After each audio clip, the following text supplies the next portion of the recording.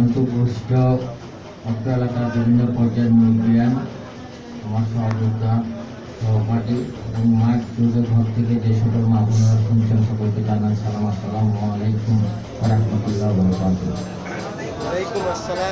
আসলে আমার কাছে গিয়েছিলেন দু একদিন আগে আমার বাসায়, উনি বলেছেন আপনার থেকে একটু এসে ঘুরে যেতে হবে। আসলে এখানে যে একটি মিলাদ মাহফিল আছে বা এখানে ওনারা এই ধরনের প্রস্তুতি করবেন, এই জন্য কোনো কথা আমাকে বলেননি।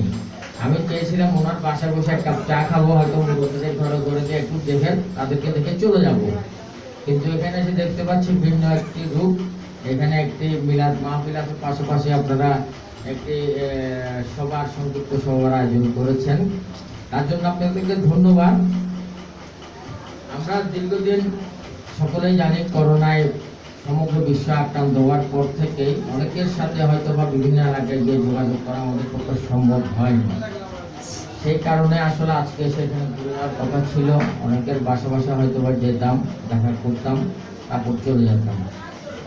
তবে আল্লাহ রাব্বুল আলামিনের কাছে শুকরিয়া, আমরা এই যে মহামারী ছিল সেই মহামারীকে মোটামুটি ভাবে আমরা কিছুটা হলে পথ পাড়ি দিয়ে এসেছি খুব ভালোভাবে। বিশ্বের অন্যান্য জায়গায় যেভাবে মহামারীতে মানুষ মারা গেছে সেই তুলনায় বাংলাদেশ সরকার যে পদক্ষেপ নিয়েছিল সেই পদক্ষেপের কারণে আমাদের দেশে মৃত্যুর হার অনেকটুকু কম। তারপরও সকলের প্রতি আমার বিনীতভাবে অনুরোধ থাকবে, যেহেতু সামনে শীতকাল, আমাদের বিশেষজ্ঞরা ধারণা করছেন শীতকালে হয়তো এই মহামারী আবার ব্যাপক আকারে দেখা দিতে পারে। তাই বিশেষ করে আমার মুরব্বীরা যারা রয়েছেন, আমরা চাই না তো তাদেরকে হারাতে। তাদের প্রতি আমার বিনীতভাবে অনুরোধ থাকবে, আপনারা সবসময় মাস্ক ব্যবহার করবেন। যে সকল সতর্কতামূলক আমাদেরকে পরামর্শ দেওয়া হচ্ছে সেগুলো আমরা সকলে মেনে চলার চেষ্টা করব। এইভাবে চললে হয়তো ইনশাআল্লাহ আগামী দিনেও যে সংকটের কথা বলা হচ্ছে সেই সংকটকে আমরা পাড়ি দিয়ে আসবো। এই সংকটের কালে মানুষের বিভিন্ন ধরনের দুঃখ দুর্দশা দিন কাটাতে হয়েছে।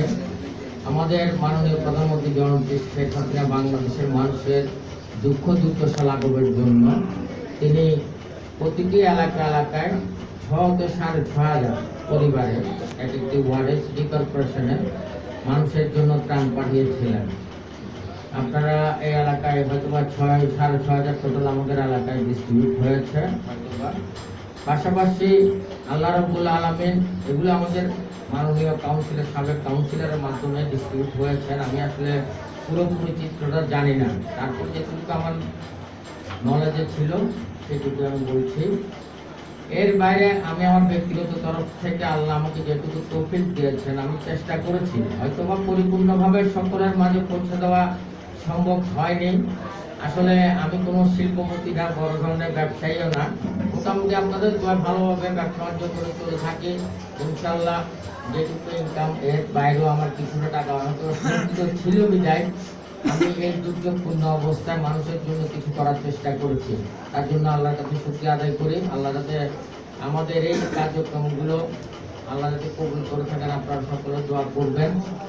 আগামী দিনে যেহেতু এই ধরনের একটা কথা আমাদের মাঝে বারবার আসছে শীতকালের ব্যাপারে, তাই সকলের প্রতি অনুরোধ থাকবে আপনারা যেটুকু প্রয়োজন ওটুকুর বাইরে আরগুলো সঞ্চিত রাখার চেষ্টা করবেন। কারণ দেশের সমগ্র বিশ্বের মধ্যে কিন্তু বর্তমানে অর্থনৈতিক অবস্থা কিছুটা খারাপ, আপনারা সকলে অবগত আছেন।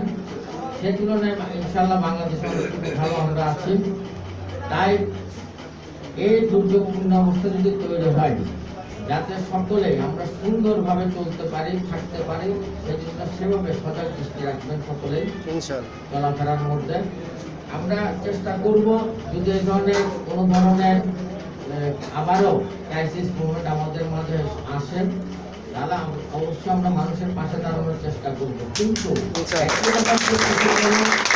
পরিপূর্ণভাবে এই পুরো এলাকায় আমরা যে মানুষের পাশাপাশি গিয়ে পুরোপুরিভাবে পৌঁছাতে পারবো তা কিন্তু নয়, কারণ আমারও একটি সীমাবদ্ধতা আছে। ঠিক একইভাবে বাংলাদেশ সরকার পরিচালনা করছে, ওনাদের একটি নির্দিষ্ট সীমাবদ্ধতা রয়েছে। ওই সীমাবদ্ধতার মাধ্যমে চেষ্টা করে থাকে বাংলাদেশের মানুষের দুঃখে মানুষের পাশে দাঁড়ানোর জন্য। আপনারা বিগত দিনে দেখেছেন তাই সকলের প্রতি আবারও অনুরোধ জানাচ্ছি, আপনাদের যে সঞ্চিত অর্থ আপনারা যা রোজগার করেন তার থেকে কিছুটা অর্থ অপব্যয় না করে আপনারা সুন্দরভাবে কিছুটা টাকা রাখার চেষ্টা করবেন, কারণ কখন কি হয় এক রব্বুল আলামিন ছাড়া আমরা কেউ জানি না। তাই সকলের প্রতি অনুরোধ রাখছি বারবার, আমরা চেষ্টা করব মানুষের পাশে দাঁড়ানো। আমাদের নেত্রী জননেত্রী শেখ হাসিনা বারবার প্রস্তুতি রাখছেন, ইনশাল্লাহ মানুষের যাতে কষ্ট না হয়, মানুষের পাশে গিয়ে যাতে ওনার যে সকল সামগ্রী সেগুলো যাতে পৌঁছে দিতে পারে প্রতিটি এলাকায়। পাশাপাশি আমরা দেখেছি আমাদের তিন বাহিনী থেকেও, আমাদের যে তিন বাহিনী রয়েছে আর্মি, নেভি, পুলিশ প্রশাসন, বিডিআর, সকলে কিন্তু স্ব অবস্থান থেকে তাদের বেতনের একটি অংশ থেকে তারা একটি অর্থ নিয়ে মানুষের মাঝে পৌঁছে দেওয়ার চেষ্টা করেছেন। তাই আমরা সকলে এই সমাজে যারা মোটামুটি আমরা যাদের অবস্থা একটু ভালো, সকলের প্রতি অনুরোধ থাকবে আজকের এই অনুষ্ঠান থেকে, যদি এই ধরনের কোনো ধরনের ক্রাইসিস মোমেন্ট আবার আসে, সকলে প্রয়োজনে কেউ কাউকে অন্যভাবে না নিয়ে যদি একসাথে সমন্বয় করে যদি আমরা চেষ্টা করি এলাকার পাশে দাঁড়াতে, মানুষের পাশে দাঁড়াতে, তাহলে অবশ্যই আমি মনে করি আমরা হয়তো বা মোটামুটি ভাবে মানুষের প্রতিটি ঘরে ঘরে গিয়ে পৌঁছে দেওয়ার ব্যবস্থা করতে পারবো। এটি একটি সমন্বয়ের বিষয় রয়েছে। তার জন্য আমি যারা সমাজে অর্থবান ব্যক্তি রয়েছে তাদের প্রতি আজকের এই সভা থেকে অনুরোধ জানাই। পাশাপাশি আপনাদের প্রতি অনুরোধ থাকবে, আগামী দিনে হয়তোবা যদি ভালো সময় থাকে ইনশাল্লাহ হয়তোবা ডিসেম্বরে নির্বাচনের তারিখ দিতে পারেন। আপনারা সকলে আমার জন্য দোয়া করবেন।